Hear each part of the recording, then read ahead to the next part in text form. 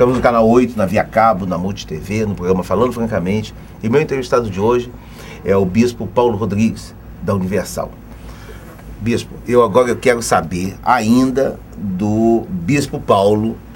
Eu quero saber a sua evangelização, como é que isso aconteceu, como é que isso sucedeu. Ainda que seja sucinta, que normalmente as pessoas às vezes têm um processo longo, né, de se tornar a opção religiosa que a pessoa tem. Como é que foi a sua? Na época, minha mãe o trabalho da Igreja Universal estava começando, eram pouquíssimas igrejas, e eu me lembro que tinha um programa numa rádio, e de manhã cedinho minha mãe sintonizava. Então eu comecei a ouvir. Era pastor Macedo, outros pastores e tal. E, aliás, com ênfase até em outros nomes, né? O Bispo Macedo comandava e tal. Então eu ouvia. E minha mãe sempre, lógico, fazendo um convite, vai na igreja, meu filho e tal. Aquela vida que a gente leva ao Rio de Janeiro, já viu, né? E tal. Um dia, eu, escondido de todo mundo, queria que ninguém me visse. Uma vida toda errada, né? Como é que vai me ver eu entrando na igreja evangélica? Aí o negócio vai ficar difícil. Então aquela vergonha e tal. Aí vi um endereço que era bem longe de onde eu morava.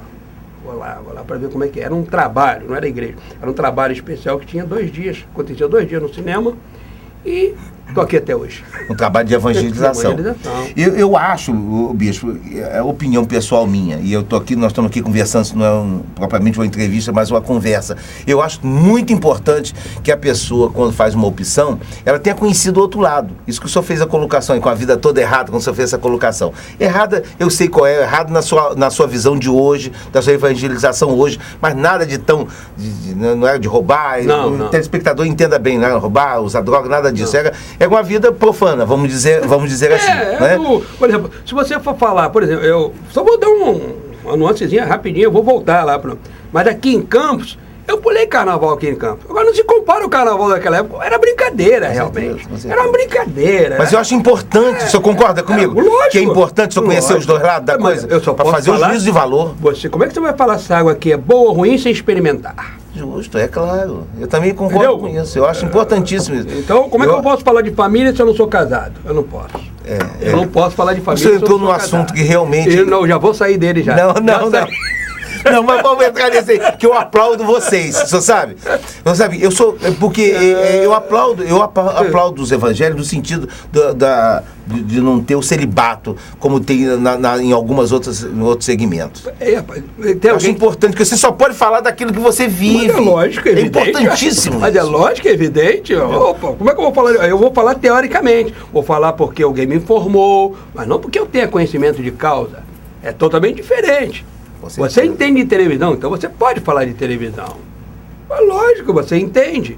Mas como é que eu vou falar de uma coisa? Eu vou falar teoricamente, pode ter muita teoria, mas muitas coisas, na prática, é bem diferente de muitas coisas, não é tudo.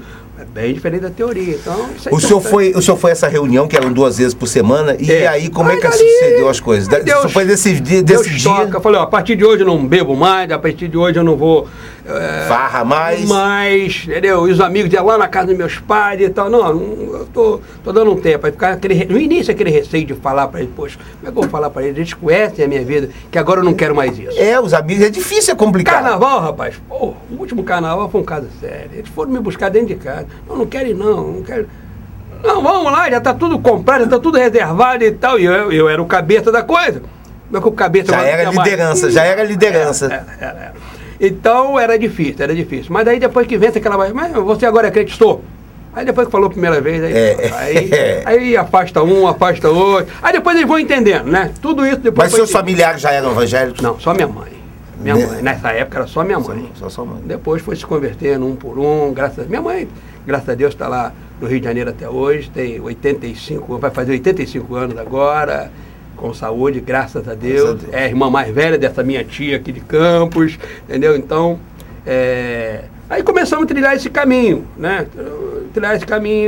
E que na época, né? Na época não era fácil, não. Na época o senhor tem quantos anos de evangelização? 32 anos, não parei de fazer muita conta. 32 anos. A igreja tem 34, eu cheguei na igreja, a igreja tinha 1 ano e meio, quase 2 anos. Esse período esse período. E aí me diz, então, já que o senhor tem esse tempo todo, e como foi essa formação aí? Como é que o senhor aí o senhor passou a frequentar, e daí para virar pastor, de pastor... Naquela época foi rápido, né? Porque não tinha pastor, Você né? não tinha ninguém para poder liderar, né? Então, pegava... É quase que no laço, vamos dizer assim, né? Eu peguei muito no laço. O cara tava varrendo a igreja assim, rapaz, olha, tu é para pregar a palavra de Deus. E hoje, depois virou pastor. Era assim, hoje em dia... Mas vocês hoje têm um segmento dentro da Universal que vocês formam os pastores, não é isso? Com certeza, já há tempo, hoje já tem uma formação. Eu mesmo... Dei muita aula pro pessoal. Não, eu não tive tempo de... Não. Aprendi na prática mesmo. Não, mas depois, dei muita aula. Nós temos os IBUD, a gente fala IBUD, que são aqueles jovens que a gente prepara para amanhã ou depois serem pastores, né?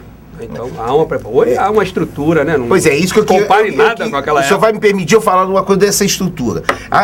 Eu vou falar que eu não sei exatamente, mas eu sei que existem os obreiros. Existem os obreiros, não é isso? Uhum. E os obreiros, naquela hierarquia, é o pessoal, é o segmento mais primitivo, é o primeiro ali da hierarquia da igreja? São os obreiros? Primeiro da hierarquia, de baixo para cima. Fiel. Primeiro são os fiéis, né? Primeiro são os fiéis. Quem que são os obreiros? Como é que eles se tornam obreiros? São pessoas que frequentam a igreja, são membros, pessoas batizadas, pessoas que querem tirar um tempo para ajudar na igreja. Então eles se tornam obreiros, voluntariamente. Então esses são obreiros. É a base. São importantíssimos. Acima dos fiéis. Importantíssimo. Né? Isso. Primeiro vem os membros, obreiros, pastores e bispos. É isso aí, entre obreiros, é isso que eu queria saber. Entre obreiros e pastores não tem não...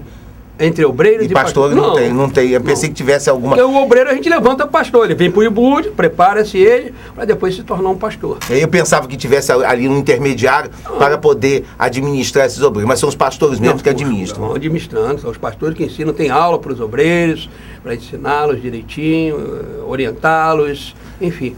O bispo, hoje em dia, vocês têm assim no quadro, eu sei que vocês são extremamente organizados. Eu tive a oportunidade de ver lá, administrativamente pode faltar muito, mas a administração é uma organização muito perfeita. Mas eu pergunto, se vocês têm estatisticamente, em números, em quantidade, vocês têm assim, números quais são, de bispos, de pastores, de igrejas...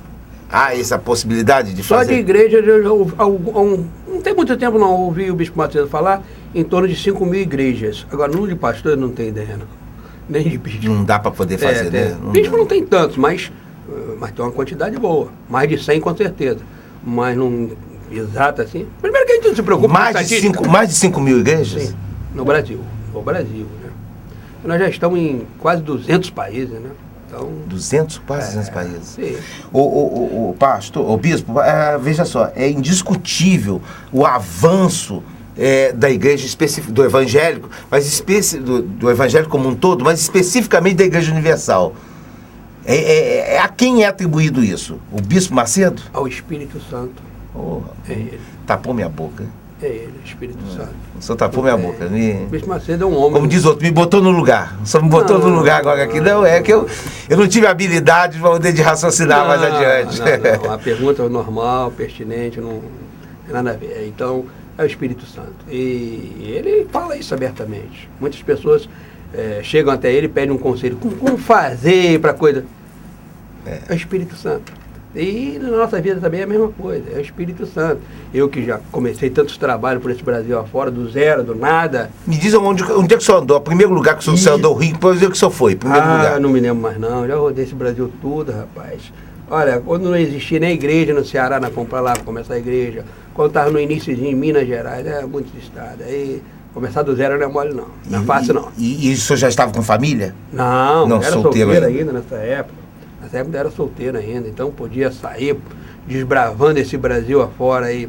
E depois de casado também continuamos, né? Me lembro bem quando a gente chegou no Acre, por exemplo. No Acre ainda a luz é diesel e tal. Né? 2 horas de diferença, o fuso horário do Acre. Então, aquelas ruas tudo de barro, né? Chão, a gente sai do Rio de Janeiro. Acostumado com um certo conforto aqui. Um pacto. Entre aspas, por favor, a criança estiver, de repente alguém nos ouvindo, aquelas terras sem lei e tal. Você pregar o evangelho ali, tem que ter um certo cuidado. Até hoje, né? Ainda está ainda, né? Tem tanta, não, ainda está ainda, tem tanta gente ainda perdendo a vida por lá. Não é fácil, não. Não era fácil, não. Naquela época não era fácil. Tocantins. Eu lembro que eu fui para Tocantins, a gente fala do estadual, era o responsável pela igreja naquele estado e tal. Então, estava começando o estado, era só mata. Só tinha aqueles prédiozinhos onde eles estavam organizando, começando a organizar a cidade, foi dividido, né? Persistia lá Goiás, tal. Palmas, ele é. Quando criou Palmas, né? Isso. A criação da cidade mesmo. Lá, você já estava lá. Estava lá. 1 ano depois, ou 2 anos depois, eu estava lá. Eu tomava conta das igrejas. Tinha 4 igrejas naquela época, né? Então hoje tem várias, tal. Cresceu bastante, a cidade é uma cidade bonita. Eu tenho vontade de voltar lá para ver como que virou a cidade. Dizem que é muito bonita. É uma cidade planejada, né? Porque era cópia de Brasília, né? Tentavam copiar naquela época, né? Tentavam, até o endereço era meio complicado e tal, como Brasília, asa não sei o quê, QSE não sei o quê e tal. Então era assim, não sei como ficou hoje, mas o que eu ouço dizer é que a cidade é bonita. E de Palmas, e qual a outra lembrança que o senhor tem, assim, de cidade, de lugar que o senhor tenha ido? Olha, o senhor teve no exterior? O Nordeste, não. Não? Não. Estive no exterior, sim.